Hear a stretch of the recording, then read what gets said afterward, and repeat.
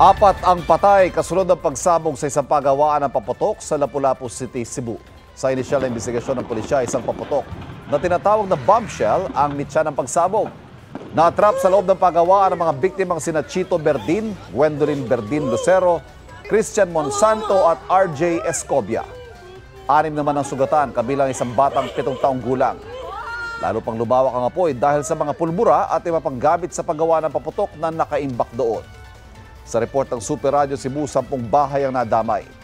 Patuloy ang investigasyon ng mga otoridad. Sinusubukan pang kunin ng pahayag na may-ari ng pagawaan ng paputok.